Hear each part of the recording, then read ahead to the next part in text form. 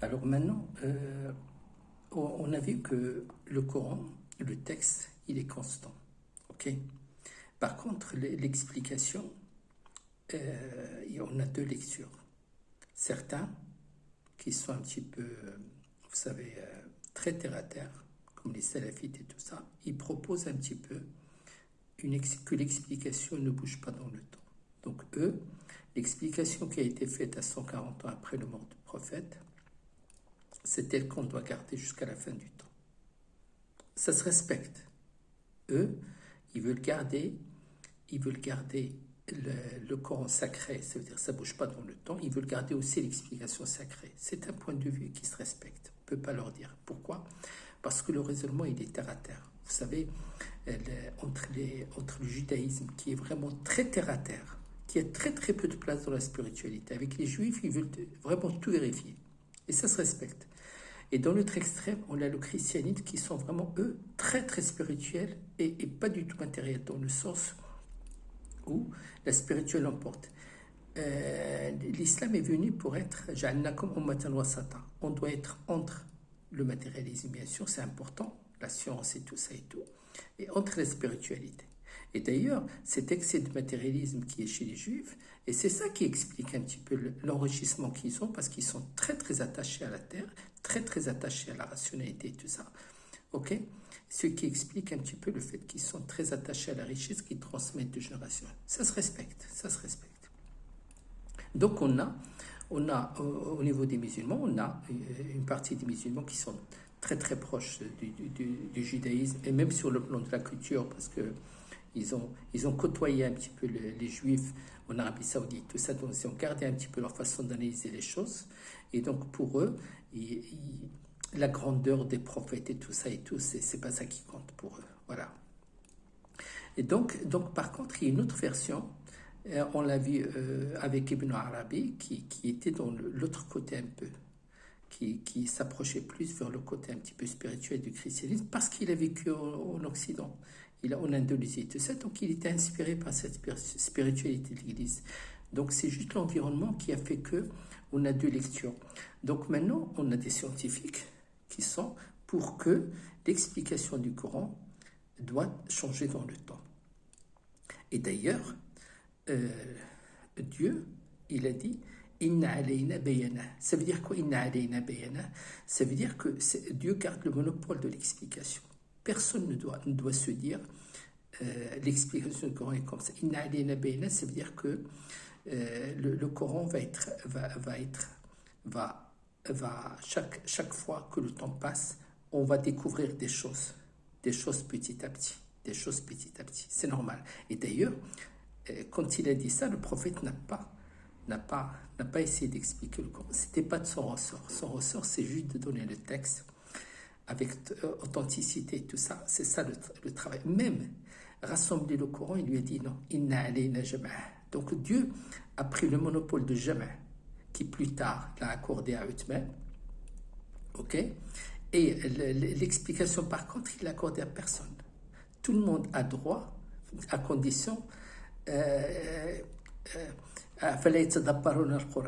donc ça veut dire que l'accès il est pour les gens qui doivent être pieux, parce que c'est vraiment un texte très sacré, et pour y accéder et pour comprendre, mais ça n'empêche pas que n'importe qui peut donner son point de vue. C'est pas un problème, ça, c'est pas un problème. Alors pourquoi Dieu a gardé ce monopole de l'explication pour lui, pour qu'il le garde dans le temps? Eh bien, tout simplement, vous vous rendez compte aujourd'hui, on est en 2024, vous vous rendez compte si Dieu a donné l'explication au prophète, et après, imaginez un petit peu le prophète en train d'expliquer à Abu Sufyan et à sa descendance, Fala aqsimu bil khunnasi al-jawari al-kunnas. Alors, le khunnas, c'est quelque chose de très sombre, très noir. Le jawar, ça veut dire qu'il se déplace. Et jawar, ça veut dire qu'il se déplace avec un mouvement bien particulier. Et le kunnas, ça veut dire qu'il attire. Alors voilà, aujourd'hui, l'explication qu'on a sur ça, la chose qui est noire et qui se déplace et qui attire, ça ne peut être que le trou noir. Ils l'ont expliqué avec le trou noir. Mais comment le prophète, comment il peut dire aux gens que le trou noir a une densité de 10 puissance 34 kg? 10 avec 34 zéros kg. Comment il peut leur dire ça? Déjà, ils l'ont traité de fou et de magicien. Là, franchement, ils vont péter un câble. Parce que la masse du trou noir, elle est 10 à la puissance 10. Ça veut dire un 6 avec 10 zéros fois la masse de la Terre. Ok, ça veut dire quoi? Imaginez le prophète qui va leur dire, vous prenez une petite boule de même pas un dixième de millimètre, et cette boule, elle aura la masse de la Terre. Et, attendez, là ils vont dire, mais attends, tu nous prends pour qui? Donc, donc voilà pourquoi le Coran n'a pas été expliqué. Et voilà pourquoi Dieu a dit, Inna alayna bayana. Inna alayna bayana. Nous, on fait ce qu'on peut aujourd'hui, mais ceux qui vont venir plus tard, mais ils vont se régaler dans 500 ans. Franchement, parce que ce qu'on est en train de trouver aujourd'hui, eux, ils vont trouver ça, mais franchement, vraiment, d'une dimension un petit peu. Et la deuxième chose, qui est sama wa tariq. Comment tu peux expliquer tariq? Ça veut dire des battements. Comment tu peux expliquer aussi cette notion de sama wa tariq, de leur dire, voilà, vous savez, les étoiles, ils émettent des fréquences, voilà, des fréquences qui les caractérisent. Par exemple, si je fais 3 battements en une seconde, ça fait 3 Hertz. Si je fais 4 battements par seconde, ça fait 4 Hertz. Ainsi de suite. Et bien là, quand il dit Sama et Tariq, ça veut dire qu'il y a du son qui vient de l'univers. Ça a été vérifié, tout ça, avec chaque fréquence. Et chaque étoile a sa propre fréquence qui la caractérise. Franchement, c'est quelque chose qui va faire disjoncter leur cerveau. C'est incroyable. Donc à partir de là, et aussi au fataqnahuma fatqa, quand il parle du ciel et de la fataqnahuma fatqa, ça veut dire en parlant du Big Bang. Comment aujourd'hui, ce qui est extraordinaire, c'est qu'aujourd'hui les scientifiques reconnaissent la théorie du Big Bang. Et ça leur pose problème parce qu'ils tous, avant cette théorie, et ils n'étaient pas des croyants, parce que Dieu, comme il a été présenté par le christianisme et tout ça, c'est vraiment un Dieu ringard. Franchement, voilà, nous, on s'accroche à la nature, parce que la nature nous donne beaucoup de choses. Mais Dieu, franchement, on ne veut pas avoir peur. Mais là, par contre, ils ont un vrai problème, ce qui explique que la plupart des grands scientifiques sont devenus plus spirituels que les religieux. Pourquoi? Parce qu'à partir du moment qu'un système est créé, il a un début, c'est qu'il a été créé. Ça veut dire que derrière, il y a un autre système qu'il a mis en place. Et bien, cet autre système qu'il a mis en place, appelez-le comme vous voulez, mais voilà, certains vont l'appeler la force ou l'énergie. Bon, bref, donc là, ça pose problème, un petit peu. Et il y a aussi un verset qui dit « Wa inna la musa'un ». Vous vous rendez compte un petit peu? Comment parler de l'expansion de l'univers? C'est qu'après le Big Bang, l'univers, il se déplace à une vitesse de 37 km par seconde, 67 km par seconde. Comment vous pouvez leur faire ça? Ou bien leur dire que ça veut dire que la Terre tourne dans l'univers, le Soleil tourne tout autour de l'univers. Ça, c'est quelque chose qui est incompréhensible. C'est vraiment incompréhensible. Regardez, en 1600 et quelques, Galilée, c'est hier 1600, c'est même pas 400 ans, c'est rien du tout, hier. Galilée, quand il a parlé de la Terre qui tourne, eh bien l'Église, elle a voulu le tuer. Et qu'est-ce qu'il a dit? Il a dit, même si vous me tuez, ça ne va pas empêcher la Terre de tourner.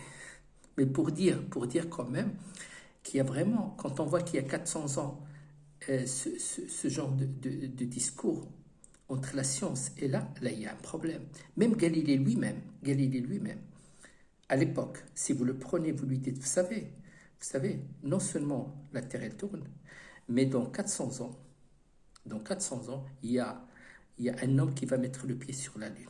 Je vous assure que malgré toute la science de Galilée, il va être un peu sceptique. Il va dire, bon, que la Terre tourne, c'est une chose, mais qu'on puisse vraiment se détacher de la pesanteur, quitter l'atmosphère et aller faire 380 000 km pour rejoindre la Lune, là, il y a un problème. Parce que déjà, à l'époque, on ne savait même pas la distance de la Lune et tout ça. Mais pour dire que les choses changent, les choses changent. Donc on peut pas. Le temps change et l'espace change. Le temps change, on le voit. Vous savez, le 19 septembre 1519, un Portugais qui s'appelle Magellan a fait le tour du monde. Okay, il a parcouru à peu près 70 000 km. Il a fait ça pendant 3 ans. Alors regardez, pendant 3 ans. Aujourd'hui, si vous prenez un avion commercial, vous savez, entre le Maroc et la France, on est habitué à prendre l'avion qui roule à peu près à 1000 km par heure. Donc si vous prenez un avion commercial et qui va faire le tour du monde, au niveau de l'équateur, le tour du monde c'est 40 000 km. Puisque le diamètre c'est 12 000, vous multipliez ça par pi et ça vous donne la circonférence. Donc le tour du monde, 40 000 km, il va faire ça en 10 heures. Si vous dites à l'époque à Galilée, vous savez, un jour, et un jour c'est quoi? C'est juste 500 ans. Un jour, 500 ans, on va faire le tour en 10 heures. Eh bien, il va disjoncter son cerveau. C'est pas possible. Il va dire c'est pas possible. Parce que là, il y a une accélération du temps de presque 2600 fois. On a accéléré le temps de 2600 fois entre 3 ans pour passer à 10 heures. Il y a un rapport de 2600 fois. C'est vraiment incroyable. Pourtant, ça s'est produit. On est en 2024 et on peut le faire. C'est pas imaginaire. Mais pourtant, si vous prenez quelqu'un aujourd'hui en 2024 et vous le projetez 500 ans, on va juste appliquer cette théorie avec Magellan. Donc 500 ans, et on applique le même rapport d'accélération du temps. Et que vous lui dites, vous savez, en 2500, on est en 2024, en 2500, on va faire le tour du monde en 14 secondes. Alors, soit il va vous claquer, soit il va rigoler, soit il va péter un câble, soit, en tout cas, il ne va pas vous croire. Et pourtant, si on retourne en arrière, c'est ce qui existe. Donc, le temps change à une allure incroyable. Et on ne peut pas ne pas adapter ça à l'explication du Coran, sachant que dans le Coran, il nous surprend tout le temps. Moi, ça fait plus de 30 ans que je travaille de façon quotidienne. Et je suis émerveillé chaque jour. Et je suis impressionné chaque jour. Et franchement, il y a des choses, franchement, j'ai vu des choses que je veux partager avec vous, bien sûr, sur le plan mathématique, sur le plan architecture et tout ça. J'espère vous apporter un petit peu toutes les connaissances parce que j'en ai trouvé pas mal. J'avais beaucoup hésité avant de partager mes connaissances, mais en même temps, je me suis dit non, une connaissance qui ne se partage pas, je risque un petit peu de la sacraliser et ça c'est très dangereux. Il y a pas, le seul texte qui est sacré, c'est le texte religieux. Et franchement, des idées comme ça, il ne faut pas les sacrer. Au contraire, quand on plonge ça dans l'océan d'Internet et qu'il y ait des retours et tout ça, c'est vraiment extraordinaire parce que ça va permettre un petit peu à tout le monde de vérifier et aussi de participer parce qu'on est tous là. On est tous là, une seule personne en fait. On est tous là, une seule personne. Donc à partir de là, on doit tous un petit peu contribuer au développement de l'humanité. C'est ça qui est très bien. On est mortel, on a une durée de vie très très courte par rapport à l'espace du temps, très très courte. Mais par contre, par rapport à nos actes, on peut devenir éternel dans le sens où si ce qu'on fait, comme Galilée, il est déjà mort, il y avait 500 ans ou 400 ans, on en parle encore. Socrate, il y a 2000 et quelques. On en parle encore. Donc, ce sont des gens qui ont su être éternels dans le temps parce qu'ils ont participé au développement. Donc pour les gens qui trouvent quelque chose, qui s'accaparent de cette chose, franchement, d'autres vont la trouver. Ne vous inquiétez pas, parce que la connaissance, elle est là. Elle était avant nous. On ne fait que découvrir ce qui a toujours existé. Vous savez, on ne fait que...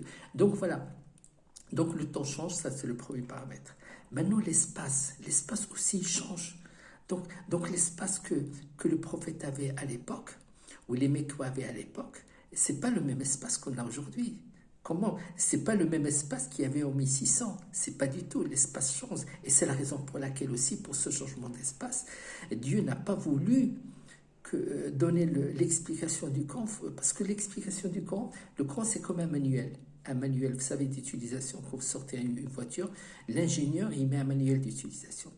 Et bien ce manuel, c'est ça qui nous explique à la fois la création de l'homme et la création de l'univers. Franchement, franchement. Il y a une partie de ça, bien sûr, qui existe dans le judaïsme, dans le christianisme et tout ça et tout.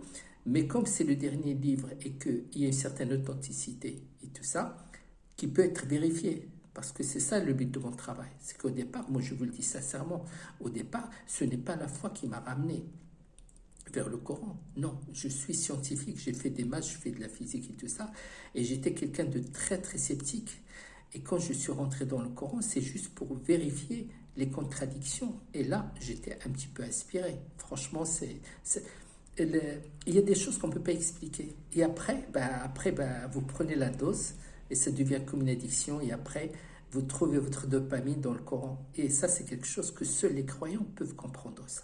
Parce que je ne peux pas l'expliquer.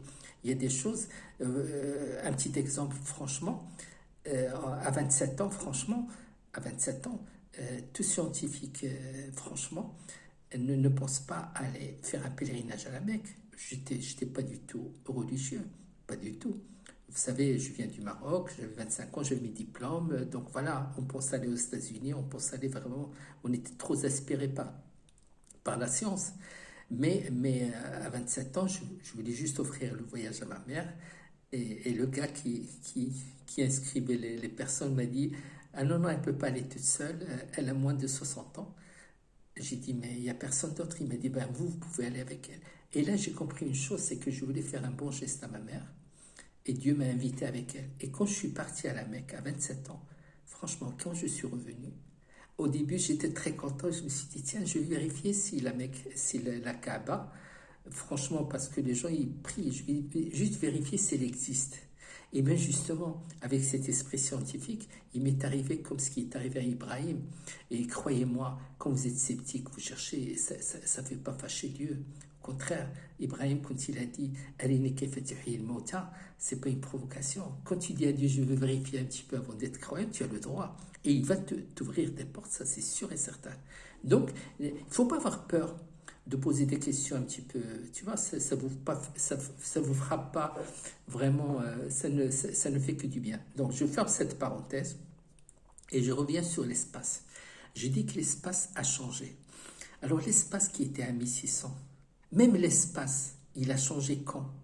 La date qui a changé l'espace, c'est le 20 juillet 1969. Le 20 juillet 1969, j'étais très jeune, ok? J'étais très jeune, je dois avoir, je sais pas, 5-6 ans, je sais pas. J'avais un plâtre, je me suis cassé la jambe, j'avais un plâtre sur mon pied gauche. Je regarde une télé noire et blanc chez les voisins. Nous, on n'avait pas à l'époque. Je regarde la télé noir et blanc. C'était à Meknès, dans la ville ancienne. Et j'ai vu le monsieur et j'ai crié. Et je dis: ah, il a le même plâtre que moi. Ah ben, en fait, c'était Armstrong qui venait de poser le pied sur la Lune. Et cette image-là, ça m'a vraiment choqué. Et je ne comprenais pas à l'époque. Bien sûr, j'étais trop jeune. Mais ça m'a un petit peu... Et quand j'ai grandi, que j'ai compris un petit peu ça, je me suis dit: mais le gars, il vient de changer. Il vient de changer. Tout a changé dans ma vie. Tout a changé avec ce voyage dans la nuit. Bien sûr, vous trouvez toujours aussi des sceptiques qui vont dire: non, non, ils n'ont jamais... Mais bien sûr, c'est normal, parce que c'est quelque chose que... C'est comme avec Galilée. Quand vous dites la Terre tourne, ça ne nous arrange pas. Nous, ce qu'on veut, c'est que rien ne tourne. Surtout que l'Église a toujours gardé... Il n'y a pas que l'Église, même Abou Soufiane et sa tribu, ils ont toujours... Les gens trop matérialistes, ils ont toujours gardé le ciel pour 3 choses. Pour les oiseaux, voilà, pour les anges et pour les dieux. Je parle des dieux. Donc pour eux, la conception de ces 3 choses-là, ça permet un petit peu de bien contrôler un petit peu la masse et tout ça et tout. Donc quand il y a un qui va nous dire on a été sur la Lune, l'espace il a changé. Je suis désolé. Aujourd'hui, quand on est là, quand on lève les yeux sur là, on imagine Pesquet dans son ISS, dans la station. La station, elle est à 400 km au-dessus de nous, c'est rien du tout.